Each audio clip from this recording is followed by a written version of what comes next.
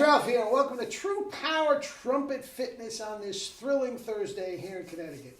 Guys, before we get going, let's say a little prayer to whoever you're praying to all our peeps down in Florida. I have several students down there, and it's not great. It's not great. All right? Anyway, with that said, it's beautiful here. It is beautiful here.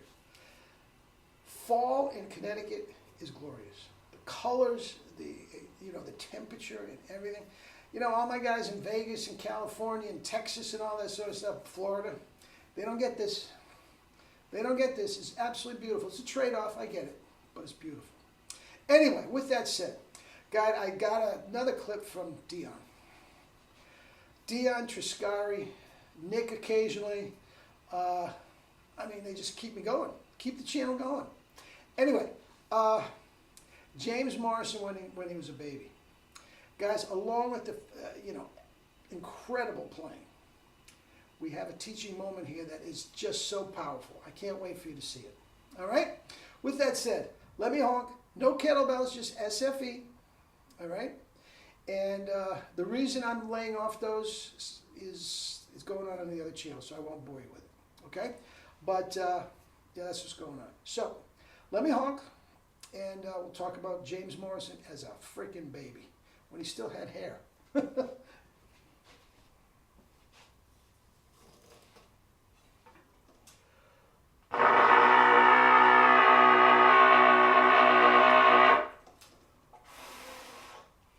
Bodes well, guys.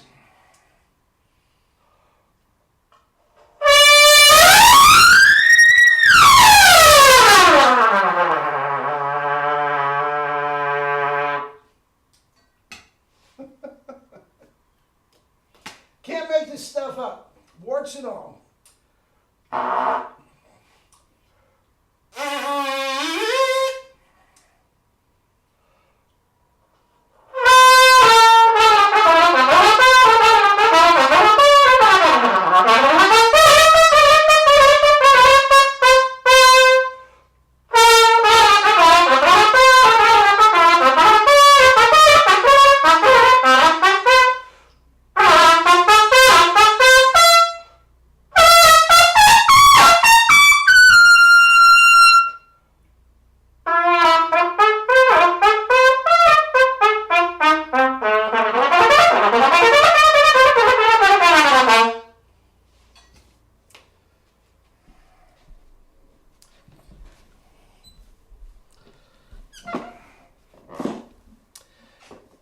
Don't need no stinky woman. All you need is watermelon juice and some SFE.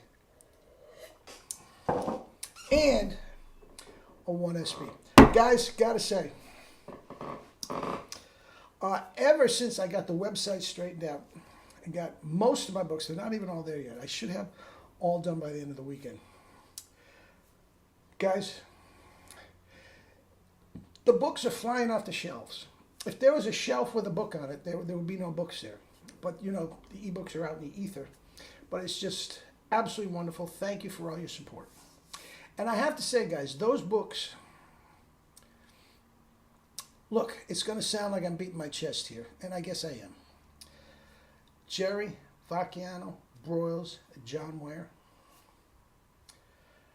myself, True Power. Where are you going to get somebody that can draw from all this? Guys, there's nobody on the planet that has all that. Nobody. Now, there are some good players and great teachers and all that sort of stuff. But for this stuff, it doesn't get any better. And every single one of those books is jam-packed with true power knowledge. 50 years, guys, more than that, 55 years. Guys, I have stepped in every single pothole and taken a wrong turn and used the wrong this. I can take you by the hand and I can guide you through all of that. Get a mouthpiece. First of all, start with the True Power to the Max. It's on the website, okay? If it resonates with you, get a mouthpiece, which comes with a free lesson, and we are off to the freaking races. And I'm talking the best chops of your life. Guaranteed. All right? Now, James Morrison. This clip is wonderful. Now, it's when he was a baby, as I said. It's when he still had hair. I'll take that a step further. When he still had brown hair. It wasn't even gray yet.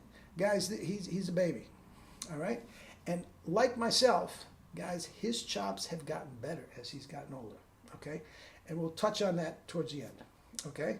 But what you hear is all this incredible pyrotechnics, for lack of a better term. And talk about notes popping. They're popping. It's like they're hitting you right in the forehead. Man, it's Tom DeLiebert and Tom Perello on the Rat Pack. Just bing, right at me. Take that, Ralph.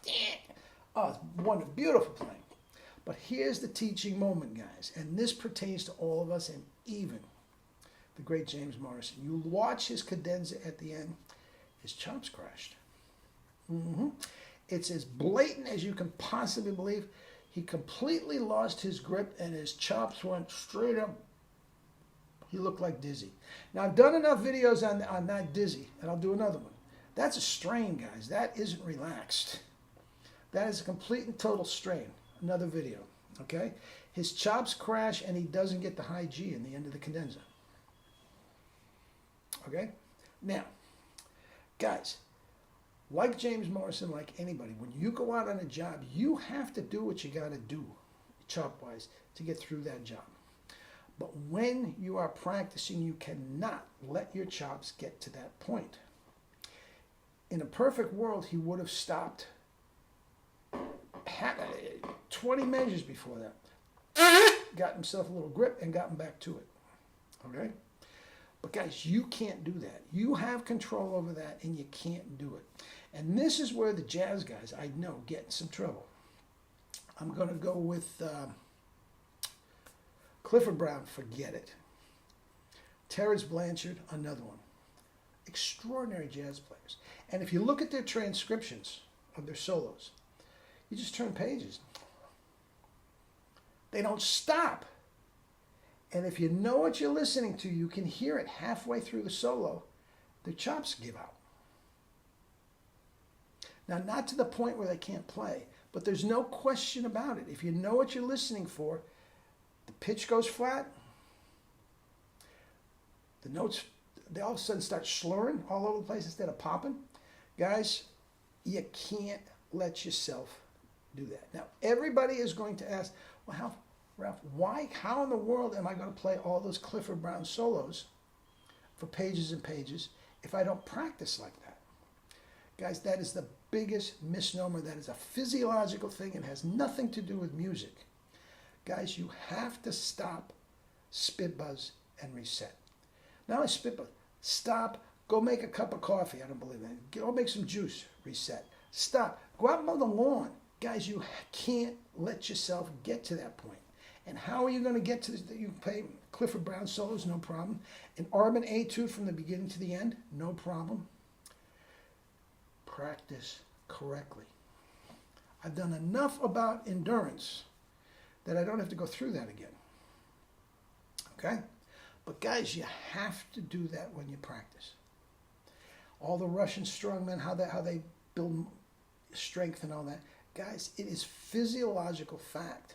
Now, the conventional way of doing it, as you know, you take an etude, an Arbin etude, a Charlier etude, and the first day you do 8 bars. The next time you work for endurance, you do 10 bars. The next time you work for endurance, you do 15 bars. That makes sense, but it's wrong.